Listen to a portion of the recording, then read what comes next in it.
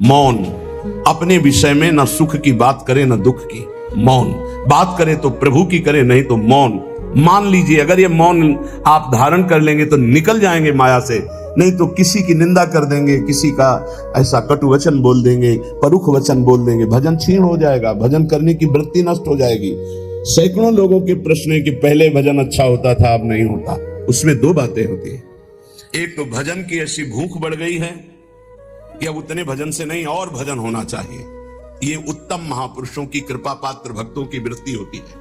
और एक होता है कि आपसे वैष्णव अपराध बन गया, कुसंग हो गया, इस कारण से ऐसा। अगर आपके हृदय में कोई दोष वृत्ति नहीं हो, फिर भजन में ऐसा लगता है कि मेरे से बहुत कम भजन होता है, वैसा भजन नहीं होता जैसा होना। ऐसा बड़े बड़े महापुरुषों को भी अनुभव होता है। ये कोई निंदनीय बात नहीं है, वंदनीय बात है।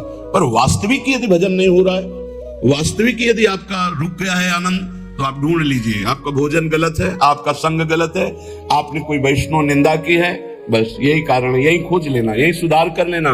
किसी से क्षमा याचना की जरूरत नहीं, अंदर देखो और आचार्य गुरु से प्रार्थना करो, सब ठीक हो जाएगा। बड़े कृपालु है, जिन्होंने अपराधी मुझ जैसे को घसीटा तो अब अपराध बन जाएगा तो थोड़ी छोड़ देंगे वो, विश्वास कीजिए, उन्हीं से प्रार्थना कीजिए, नाथ यदि आपको अपराध मोचन कराना तो भेज दीजिए मुझे उसके पास, या उसको बुला दीजिए, मैं पैर पकड़ लूं, हाथ जोड़ लूं, यदि अपराध बन गया, और यदि आप चाहें तो आप क्षमा कर दें, आगे से सावधान रहेंगे। बड़े कृपालु हैं प्रभु, क्षमा कर देते।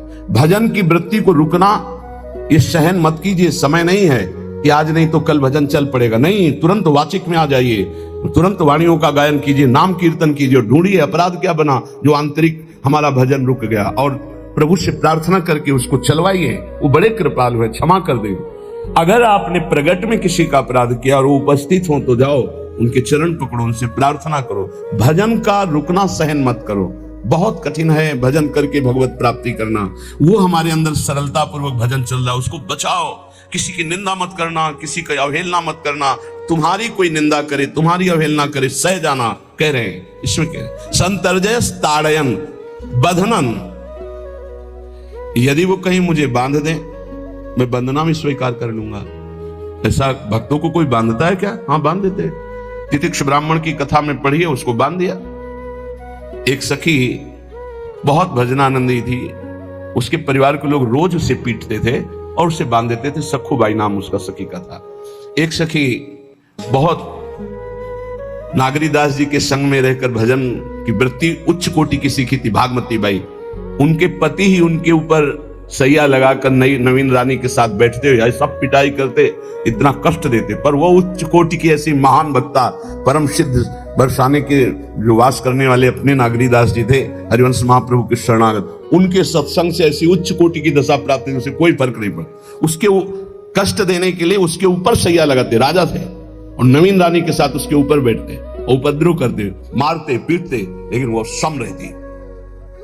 संतर्जय ताड़यन बंधनन, शांत, वो देख रहा है, बस तुमको यही सोचना, वो देख रहा है, मेरा स्वामी देख रहा है, वो देखते हुए मौन है ना, वो चाह रहा है ना, तो तेरा क्या मीठा लगे, बस बात समझ लो, इतना तो बहुत बड़ी वस्तु प्राप्त होगी, बहुत बड़ी।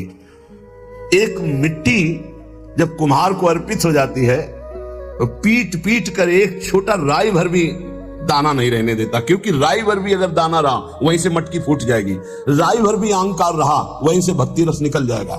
पीट पीट के उसको एकदम बराबर, फिर भी चैन नहीं, जल डाल के रौंदा, फिर भी चैन नहीं, हाथों से मल कर अपने अनुसार बनाया, फिर चाक पे चढ़ाया, जो चाहा आकार दिया, सूर्य के ताप में तपाया, फिर उसको दहकते हुए आवे के बीच में रख के पकाया, फिर उसमें रस रखने लायक क्षमता आ गई उस मिट्टी में। ऐसे ही हम जब संत महापुरुषों को, श्री भगवान को समर्पित होते हैं तो ये सब होगा। रस रखने लायक हृदय तभी होता है जब आवे में तपता है, इसलिए तैयार रहो। तभी नागरीदास जी ने कहा, बड़ो ही कठिन है भजन ढिग ढरिबो, एक सूरवीर योद्धा की तरह जैसे उसके अंग घाव से युक्त होते हैं, वो कदम पीछे नहीं आगे ही बढ़ाता है, ऐसे भजनानंदी चाहिए। चाहे मुझे चोर कहा जाए, पतित कहा जाए, गाली दिया जाए, मुझे मारा जाए, बांध लिया जाए, तो भी मैं भगवान पर दोषारोपण नहीं करूंगा। मैं यही निश्चय करूंगा, प्रभु मेरे देख रहे हैं, जोई जोई प्यारो करे सोई मोई भावे, उनका विधान परम मंगलमय है। अंतः क्लेश मतीव दुस्सह तरम प्राप्नोति नाना विधि, मुझे अंदर से भी बहुत पीड़ा दी जाए, काम पीड़ा, क्रोध पीड़ा, लोभ, बाहर से तो ये दिया जाए और अंदर से भी ये दिया जाए, तो भी हे प्रिया जो आपसे नहीं कहूंगा। प्रेम में कभी शिकवा शिकायत नहीं होती, ना इष्ट से और अपने प्रीतम के विधान से दिए हुए कष्ट को हम दूसरे से कह दें। धिक्कार है हमारी प्रीति को, प्रीतम सहावे और मैं दूसरे से शिकायत करूं? नहीं, हर विधान आपका सहो। ये प्रेम है मस्ती का, ये लज्जू पंजू ऐसे काम नहीं है इनके। ये तो देखते हैं पैर धर के, अगर गर्म लगा तो हटा लेंगे, मत रखना गर्म ही गर्म है। और छाती मजबूत करके कि आग पे चलूंगा तो पैर रखोगे तो चंदन हो जाएगा आग में भी। पूरे जीवन की बात कह रहा हूं, पूरे जीवन की। सोचो उस समय जब 13 वर्ष की अवस्था है और घर से निकले थे, कोई साथी नहीं है, कोई समझाने वाला नहीं, और आज इतना जीवन हो गया इसी यार के सहारे हुआ है। इसी यार, ना 1 रुपया कभी था, न रहा है, न रहेगा। प्रेमानंद का 1 रुपया नहीं है, प्रेमानंद की 1 वस्तु नहीं, ना रहा ना रहेगा। हाँ, प्रेमानंद की सब वस्तुएं हैं, ना होते हुए भी पूरा विश्व मेरा। क्यों? प्रेमानंद भगवान का है, भगवदानंद को प्रेमानंद कहते हैं। वही संपत्ति जीवन भर एक ही साथी रहा है। और हे नाथ ऐसी कृपा करना, अब दूसरा साथी बने ना। अब आओ तो मृत्यु रूप में ही आओ और किसी रूप में मत आना। साथी हो तो आपका साथ हो, सर्वहरण करने वालों में मैं मृत्यु हूं, बस उस रूप का इंतजार है। आओ उस रूप में और समेट लो अपनी लीला। बस कभी किसी से शिकायत, कभी किसी ने कैसे हो, आनंद है। नहीं सुना किडनी खराब है तो सुना ही होगा, कोई दुख नहीं, कोई दुख नहीं। वर्तमान दुख वर्तमान के आनंद से बहुत छोटा है। क्या दुख है? स्वामी के द्वारा दिया हो। ये आप हमारी प्रार्थना मान लीजिए, इस मार्ग में चलने पर जो दुख मिले कभी किसी से कहना नहीं, नहीं तो प्रीति में कलंक लग जाएगा, वो तुम्हें प्रभु से हटा देगा। नहीं, रहीमन मन की मन व्यथा रखिए मन में गोए, सुनिच लई है लोग सब बात न लिए। ये भगवत मार्ग सूरवीरों का मार्ग। कभी अपनी अंतर व्यथा को किसी से मत कहो। जीवन में अगर कोई हमें कष्ट दे रहा है तो हमारा कर्म है, ना कि कोई व्यक्ति। ये बिल्कुल सिद्धांत तक चर्चा समझ लो। वही व्यक्ति जो मुझे द्वेष करता, वही व्यक्ति जो मुझे कष्ट और दंड देता, वही व्यक्ति प्रणाम करके छाती से लगाकर आंसुओं की धारा से अभिषिक्त किया, तो वो व्यक्ति था या कर्म? जब कर्म भोग हो गया तो वही हृदय से लगा के अश्रुधारा से क्षमा कीजिए, बहुत ऐसा नहीं, आप तो बड़ी कृपा की। व्यक्ति कभी कष्ट नहीं देता, मेरा कर्म उसके ऊपर सवार होकर मुझे दंड देता, इसलिए मैं किससे कहूं? अपनी जबान से दांत कट जाए तो किससे कहूं? ये जो दांत, इससे जबान हमारी पीड़ा को किससे कहूं?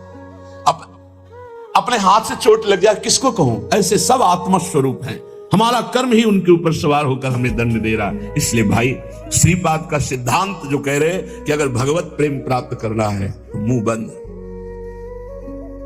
22 बाजार में कोड़े मारे गए, एक बार भी श्री कृष्ण से नहीं कहा।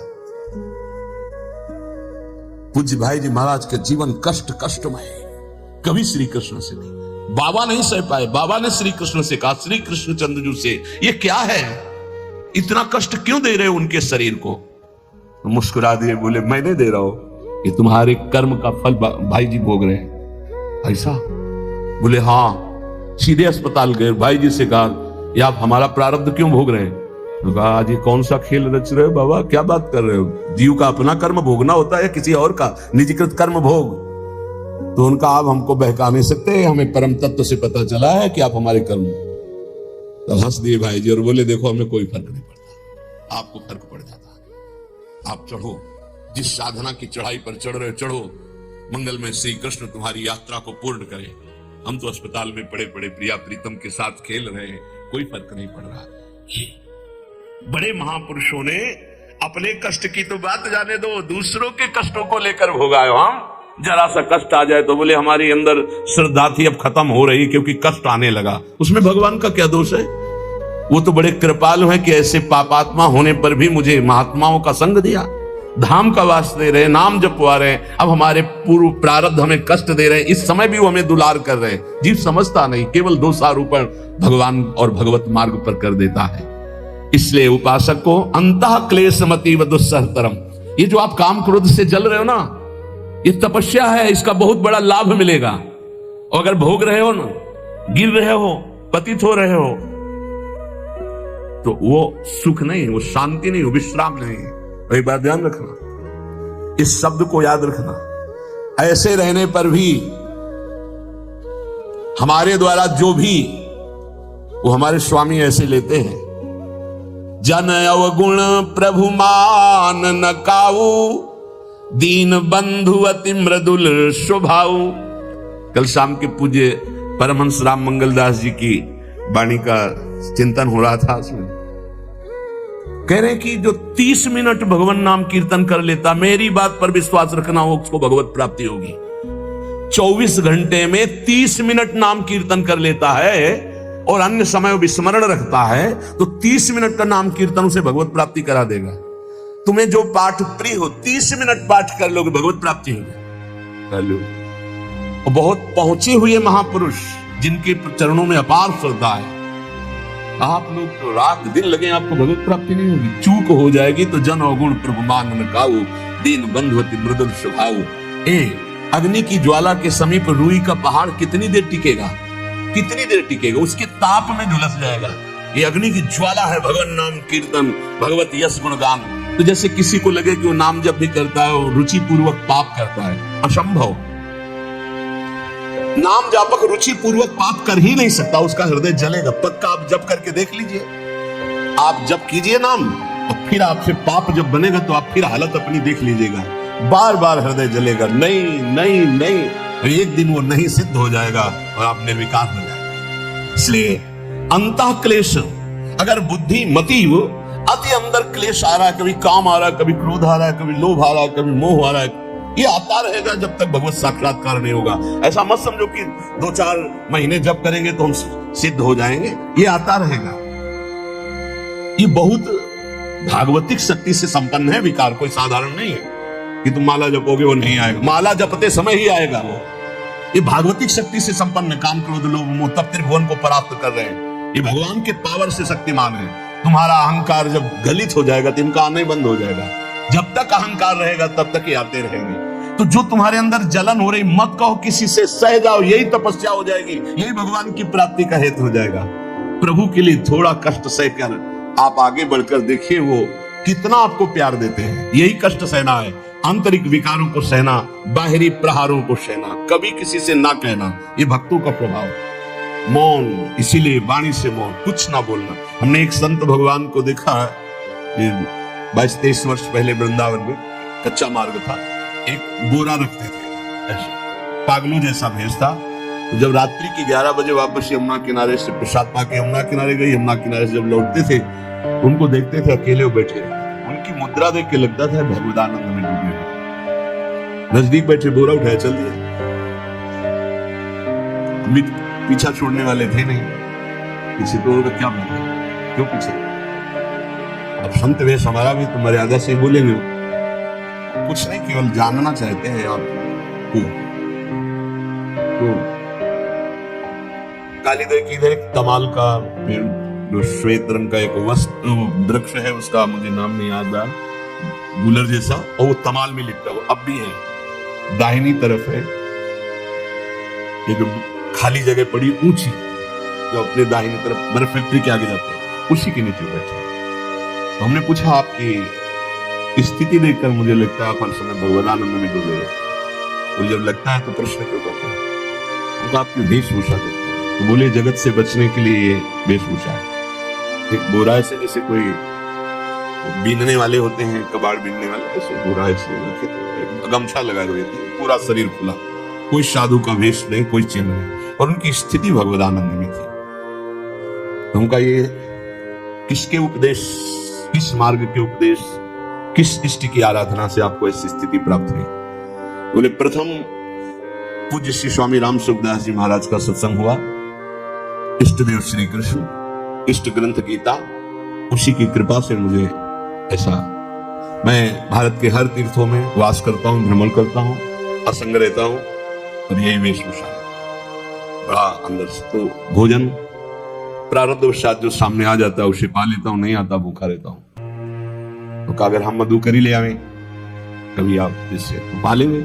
बोले दे देंगे, तो पा लेंगे। दूसरे दिन मधुकरी लेकर रोज हमारी उनके चरणों में श्रद्धा, क्योंकि उनका रहना और चिंतन दोनों, रहनी और चिंतन बड़ी प्रशंसनीय। जो वीतराग परमहंस हो गया अक्षर सा वैसे कुछ का समय केवल बोरा, वो नाटक के लिए बोरा कि कोई समझे कबाड़ बिनने वाला, और एक गमछा से रंग बिरंगा, बस कुछ नहीं, कोई भागवतिक चिन्ह नहीं। एक दिन देखा वो बड़े मक्खियां भी मिला रहे हैं, तो नजदीक गए, क्या हो, चुप जाओ, उनका बोली ना, बोले वमन और शौच दोनों हो रही है, शरीर बिगड़ गया, तो उनका औषधि के लिए हम व्यवस्था, बोले इसलिए कह रहा हूं आप बच जाइए। हमको हमें बता तो दीजिए क्यों नहीं, तो बोले आया हुआ प्रारब्ध है, इसको हंस के भोगना। ऐसे कोने में साइड में ऐसे पेड़ के किनारे पड़े 2 4 6 10 दिन जो भी व्यवस्था उनकी हुई, फिर वो हमको दर्शन नहीं मिले, अन्य तीर्थों में चले गए होंगे। ऐसा महापुरुष, क्या हम अपने शरीर को इतना प्यार करें कि भगवान से श्रद्धा हो जाए, भक्ति मार्ग में हम लड़खड़ा जाए, फिर सत्संगी किस बात का। ये पक्का समझ लीजिए, ये जो भगवत मार्ग है ये शूरवीरता का मार्ग है, सहन करने का मार्ग है। जितने भी महापुरुषों के चरित्र हैं आप पढ़ करके देख लीजिए, भगवान के चरित्र से भी ज्यादा लाभ भक्त चरित्र सुनने से इसलिए होता है कि हमको लगता है कि हमारे जैसा जन्म लेकर इतना कष्ट सहकर इस ऊंचाई पर पहुंचे, ये बड़ी बात है कि वो जीवत्व से हमारी तरह पैदा होकर ईश्वत्व को जाता है। इसलिए भक्त चरित्र में विशेष बल हमको प्राप्त होता है।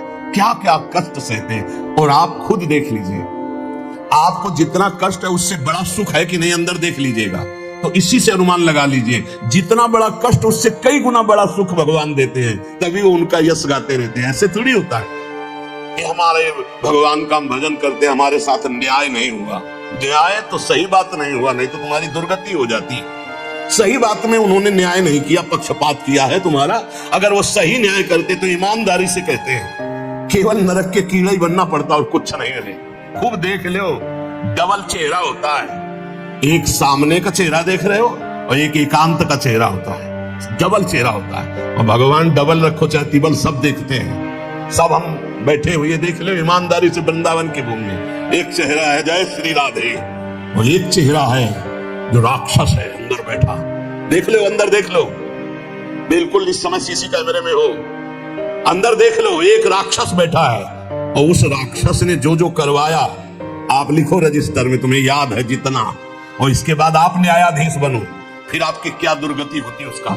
इससे ऐसे होता है, हे प्रभु तभी त्राहिमाम मचता है, तब उनकी कृपा नजर आती है कि बोले भगवान ने न्याय नहीं किया। हम कहते हैं सच्ची बात तुम कह रहे हो प्यारे, न्याय नहीं किया इसीलिए बचे हुए हो। अगर वो न्याय कर देता, पक्षपात न लेता तुम्हारा, तब तुम्हारे होश उड़ते, चाहे जो कोई हो अपना रजिस्टर जांच के देख ले।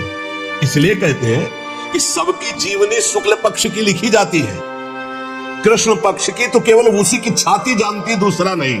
हृदय में जितने विकार, हृदय में जितना अंधकार, हृदय में जितना कूड़ा करकट, वो तो हम जानते हैं कि हमारी स्वामिनी की कृपा ने कितना निर्मल किया है। तब उनकी स्वामिनी जी मुझ जैसे अपराधी के अपराधों का विस्मरण करके आप ऐसी कृपा, तो आपको लगता है कि संतों की एक दैन्य भाषा होती है। नहीं, ईमानदारी से संत कभी झूठ नहीं बोलते। जैसे कह रहे कि मौसम कौन कुटिल खलकामी, तो अंतर ये होता है कि आंख में जैसे थोड़ा पड़े तो बहुत बुरा लगता है, और पीठ में इतना बड़ा तिनका चला जाए तो कुछ समझ में नहीं आता। संतों का हृदय आंख जैसा होता है, थोड़ी सी भी गलती में हाय हाय मच जाता है। धिक्कार है तुम्हारे जीवन को, अपने को तुम क्या समझते हो, क्या है तुम्हारे अंदर विचार। और जो मलिन अंतःकरण वाला था, भारी भारी पाप करके भी उसको पश्चाताप नहीं होता। संत जनों को एक पाप की जरा सी वृत्ति की आभास स्फुरना, वो पूरा पाप नजर आने लगता है उनको, क्योंकि इतना निर्मल हृदय होता है। तो सच्ची कहते हैं कि जैसे घोड़ों की लगाम पकड़े हुए श्री कृष्ण अर्जुन की बैठे, ऐसे अपने भक्तों की लगाम पकड़कर बैठ जाते हैं, तो यात्रा अध्यात्म की ऊंचाई की चलती किसी की सामर्थ्य नहीं। इसलिए सब भक्त ऐसे तो आपको मिलेंगे। जहां सामर्थ्य की बात है वहां केवल श्री भगवान की कृपा है। इसलिए बाहर की पीड़ा और अंतर की पीड़ा अपने प्रीतम के द्वारा दी हुई मानकर सह जाओ, तो आगे प्रीतम तुम्हारा स्वागत करने के लिए खड़े, पक्का समझ लेना, पक्का। और वो देंगे ये पीड़ा, क्यों देंगे? इसी पीड़ा में पता चलता है कि तुम्हारे मन की सुई किधर जा रहे हैं। प्रताप राय जी महाभागवत थे, बड़ा चरित्र है। उनके यहां एक व्यापार चलता था कुल परंपरा से कि आपको अगर रुपए की जरूरत है तो आप अपना स्वर्ण आभूषण या कुछ रख जाइए गिरवी, और रुपया ले जाइए और ब्याज से तो रुपया दे जाइए, अपने मूल गिरवी ले जाइए जो रख के गए हो। यही उनकी कुल परंपरा से था। तो उसी के आधार पर वो कुल परंपरागत कर्म कर रहे थे, निरंतर नाम जब भगवत आराधन में मगन। अब नाम जब भगवत आराधना और ईमानदारी से कार्य तो बड़ा सब कुछ धन संपत्ति, बहुत आनंद और भक्तजनों के खूब भोजन होते, भंडारे होते। तो जो चिढ़ने वाले जलने वाले लोग हैं वो जलते थे कि करता तो ये कुछ है नहीं, खूब जय जय मच रही है चारों तरफ, इसको नष्ट किया जाए। ये किसने बीज बोया? अरे बोले दुष्ट स्वभाव ने। नहीं नहीं नहीं नहीं, भगवान ने। किनको उस्काया? डंडे को। क्यों? अब झंडा फहराओ मेरे भक्त के यश का। उनके हृदय में जलन हुई। वहां का काजी और मिल गए 3 लोग और उन्होंने कहा कि इसको नष्ट किया जाए। बोले बस आप सहयोग दो, नष्ट तो पक्का। बोले कैसे? बोले प्लान तो सब हमारा बन गया है। अब झोली में कंकड़ भरे। प्रताप राय जी, बेटी का ब्याह है, 10,000 मुद्रा चाहिए। बोले गिरवी? बोले है स्वर्ण मुद्राएं। और वो इतने ईमानदार विश्वास, बोले बाक्स रखा रहता है उसी में रख दो, दस्तखत करो, 10,000 रुपए लो, ब्याज सहित दे जाना, अपना ले जाओ। थोड़ी देर बाद दूसरा आया ऐसे, फिर तीसरा आया, वो उनका व्यापारी था। 5 दिन बाद वापस आए, वो काम बन गया, ब्याज सहित ये रुपए लो, हमारा आभूषण वापस करो। बोले जहां रख गए थे वैसे उठा लो। बाक्स से उठाया ऐसे। अरे देखो कितना नाटक करता है, माला जपता है, भगत बनता है, हमारे स्वर्ण आभूषण हटाकर कंकड़ पत्थर भर दिए। और लोग तो आश्चर्यचकित हो रहे थे कि ये भगत जी तो ऐसे है नहीं। इतने में दूसरा आया, उसने भी वही नाटक शुरू। तीसरा आया, उसे अब तो पक्का हो गया कि पाखंड करता है। लोगों की श्रद्धा को कपूर कहा गया है। कपूर ऐसे बाहर रखो ना तो उड़ जाता है ना, ऐसे ही श्रद्धा है। अगर उसको आप मजबूती, विश्वास की मजबूती में नहीं रखोगे तो श्रद्धा उड़ जाएगी। अब तो सब कहने लगे कि प्रताप राय तो बहुत ही पाखंडी निकला। अब हाहाकार मच गया। इसके बाद काजी, वो तो सब मिले हुए थे, काजी ने बादशाह के सामने बात पेश की। काजी के इशारे से बादशाह ने हुक्म दिया इनको बंदी बना लिया जाए, सारी संपत्ति जब्त कर ली जाए। अब राज सैनिक बंदी बना लिए प्रताप राय जी को। सारी संपत्ति जब्त होने लगी तो उन्होंने अपनी पत्नी से इशारे से कहा ठाकुर जी लो और भाग जाओ अपने मायके, ठाकुर जी को बचाओ। ऐसी स्थिति में याद क्या है? ठाकुर जी को बचाओ, उनका भोग राग चलता रहेगा, हम तो जेल में कष्ट भोग लेंगे। ऐसा ही हुआ। वो पीछे की खिड़की से अपने ठाकुर जी को लेके सब तहस नहस हो गया। मलेक्ष सेना साहब नष्ट भ्रष्ट कर दिया, बंदी बनाया, उनको ले गए, जेल में डाल दिया। कुछ लोगों ने कहा कि महाराज अभी ठाकुर जी अष्टधातु के हैं, बहुत महंगे हैं, उनकी पत्नी इसीलिए लेके भाग गई है। मायके से पत्नी को भी बंदी बना, ठाकुर जी को भी संपत्ति के रूप में जब्त किया, और जहां संपत्ति थी वहां गोदाम में ठाकुर जी को ऐसे जिससे संपत्ति डाल दी वैसे डाल। जब पत्नी नजदीक हथकड़ी बेड़ियों के सहित और वो तब एकांत जब हुए तो उनका प्रभु आज तक मैंने कभी आपसे मांगा नहीं, वो कोई शिकायत नहीं की, बस एक कष्ट है इस समय कि आपको गोदाम में डाल दिया गया है, हम प्राणों से अधिक आपको प्यार करते हैं, तो आपको भोग नहीं लगेगा, आपकी सेवा नहीं होगी, ये हम बर्दाश्त नहीं करेंगे। प्रभु कुछ उपाय करो जिससे आपकी सेवा, अगर हमें ये पता भी चल जाएगा कि आपको भोग लग रहा है तो आजीवन हम पति पत्नी को जेल में रखो, मुझे कोई कष्ट नहीं। प्रभु ये सब कुछ हुआ, मुझे कोई कष्ट नहीं, आपको भोग नहीं लगेगा, इस बात से मैं जीवित नहीं रह पाऊंगा। भगवान देर थोड़ी लगी युगल सरकार गलवैया दिए हुए, क्योंकि इस स्थिति में भी तुम्हें मेरी चिंता है, तुम्हें अपने अपमान की, अपनी संपत्ति जब्त की, अपने जेल के दुख की कोई चिंता नहीं, मेरी चिंता है। वही साक्षात्कार का अब तत्काल, अब वो तो चाबी बदलने वाले हैं ना, ज्ञानी मूढ़ न कोय जस जय का रघुपत करे तस ताही क्षण होय, बोले भियसि महेश तब ज्ञानी मूढ़ न कोय। उस वहां का जमींदार जो था उसने कहा ऐसा हो ही नहीं सकता, ये सब गलत है, पाखंड रचा गया है प्रताप राय जी के प्रति। बादशाह के सामने विरोध प्रकट कर दिया, नहीं सही जानकारी जांच हो। बादशाह ने उन तीनों को बुलाया और कहा फांसी पे चढ़ा देंगे यदि सही नहीं बोलोगे। सही सही बोल दिया कि उसमें सोना तो रखा ही नहीं था, कंकड़ रखे थे। काजी की सब बात थी, काजी को दंड दिया गया, तीनों को बंदी बना लिया गया, प्रताप राय जी को पूरा नुकसान सहित सब अर्थ दिया गया और बड़ा सम्मान किया गया। फिर जीवन, ये घटनाएं भक्तों के जीवन में आती हैं, किस लिए? भगवत साक्षात्कार कराने। भगवत साक्षात्कार जेल में प्रताप राय और उनकी पत्नी को हुआ। इसलिए उपासक को कितनी भी परिस्थिति कष्ट की आवे, वो तुम्हारे आनंद का वर्धन करने वाले बनेगी, विश्वास रख लीजिए। बस किसी से सहयोग मत मांगना, और किसी को अपनी बात मत कहना। प्रताप राय जी ने किसी से भी नहीं कहा, कुछ भी नहीं बोले, केवल प्रभु से कहा कि आपकी सेवा अगर हमको कान में सुनने को मिल जाएगी कि आपका भोग लग रहा है तो मुझे कोई कष्ट नहीं होगा, लेकिन ये मैं नहीं सह पाऊंगा कि आप गोदाम में से, क्योंकि मैं जीवन भर आपको दुलार करता रहा हूं प्रभु। अब वही भगवत साक्षात। तुम्हारी सुई कहां जाती है? मन की। कष्ट की स्थिति में कोई मित्र, कोई रिश्ते नातेदार, कोई पावर काम आता है या भगवान की तरफ जा? अगर भगवान की तरफ तो जीत गए, और अगर संसार की तरफ ऐसे भी मिलने आप बिल्कुल फोन कर देना, हम तुम्हें अमर कर देंगे, नहीं फाड़ के फोन नंबर फेंक देना कि हम रखेंगे भी नहीं ऐसा नंबर। जब कोई नंबर नहीं होता तब हरि का नंबर लगता है। जिसके पास किसी का फोन नंबर नहीं होता उसका हरि का नंबर लगता है। ध्यान दे दो, कलयुग है इसीलिए सबके पास नंबर भेज दिया है। सबके पास नंबर है क्योंकि हरि से फोन नहीं कर सकते। हरि का फोन जानते हो कैसा होता है? जब आर्त होकर अनाथ भाव से असरण शरण कोई नहीं मेरा तब वो फोन नंबर।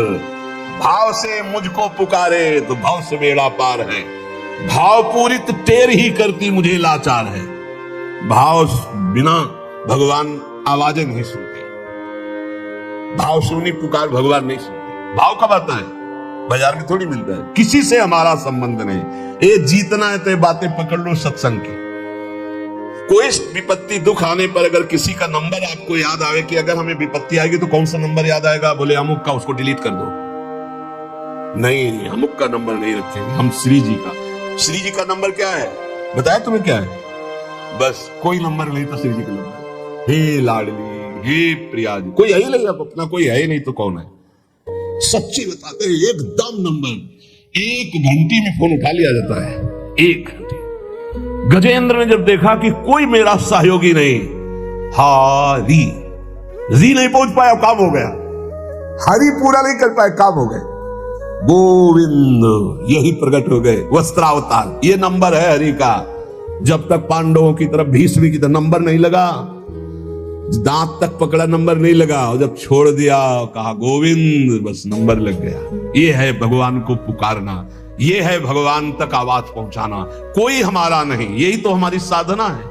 और यहां मां नंबर लिखे चले जा रहे हैं, व्यवहार बनाए चले जा रहे हैं, डायरी बनाए चले जा रहे हैं। इतने नंबर, अरे सब क्या करोगे? ये सब नरक पहुंचाएंगे नंबर। एक केवल हो हरि शरणम, बस सब काम बन जाएंगे। बोले नहीं, सहयोग होता है। इससे क्या सहयोग होता है? अगर बात बिगड़ जाए तो अंगरक्षक ही शूट कर देता है। और कौन? अंगरक्षक ही शूट कर देता है। अगर वो चाबी बदल जाए ना तो रक्षक ही भक्षक बन जाता है। किससे रक्षा चाहते हो? जो काल का भी शासन करने वाला है उससे रक्षा चाहो। देखो सच्ची बात, ये केवल प्रवचन नहीं कर रहे, हृदय की बात कह रहे। मान लीजिए मेरे प्रभु ऐसे कोई महान नहीं है, वो जिसको महान करते हैं वही महान हो जाता है प्यारे। ऐसे हाथ हटा ले तो सब हान ही हान है, कोई महान ही नहीं है। महान नहीं, वो हटा ले तो बस उन्हीं से महान है। सच्ची कहते हैं उन्हीं से बहाल है।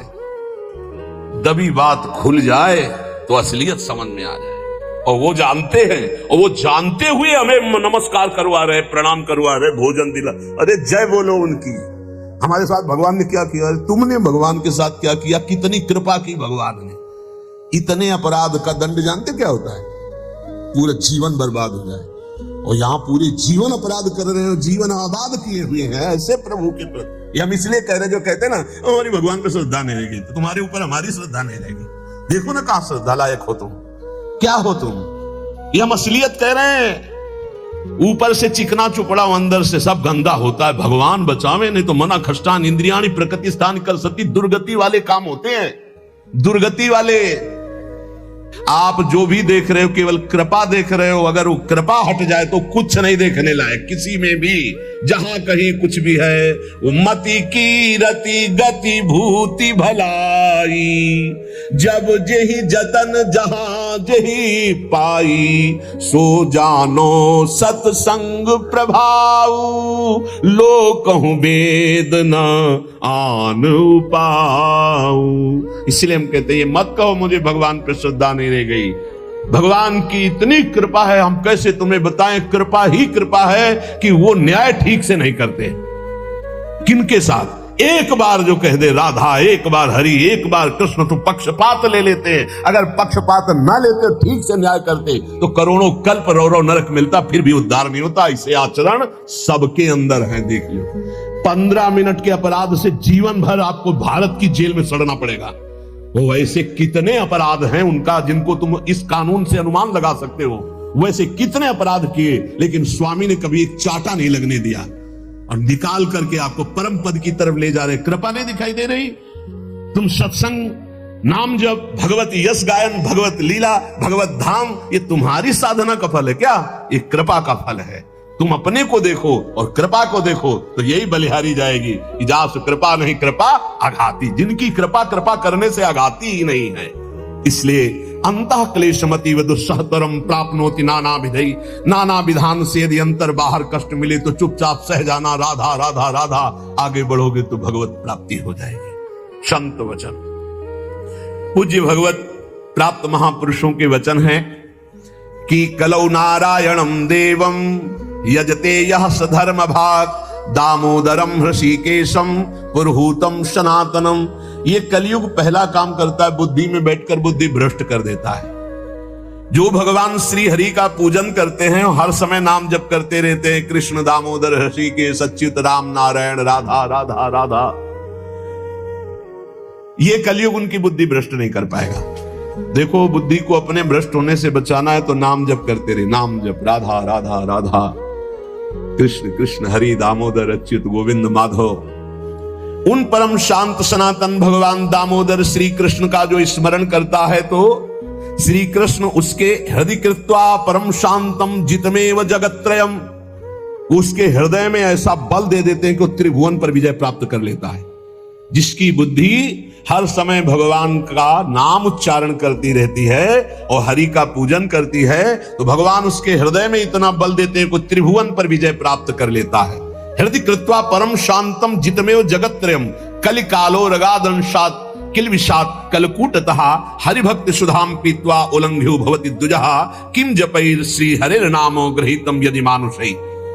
यदि हरि का स्मरण न किया जाए, हरि भक्ति न की जाए, तो एक कलयुग रूपी सांप ऐसा डस लेता है, ऐसी बुद्धि भ्रष्ट हो जाती है कि वो भयंकर विष चढ़ जाता है, सर्वनाश का खेल खेलता है।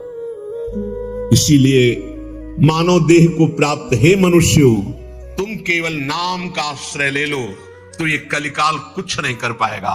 केवल नाम, कलयुग में नाम का ही एकमात्र साधन है, साध्य है। कलयुग केवल नाम आधारा, सुमिरी सुमिरी भव उतरे ही पारा। एकमात्र उपाय है नाम।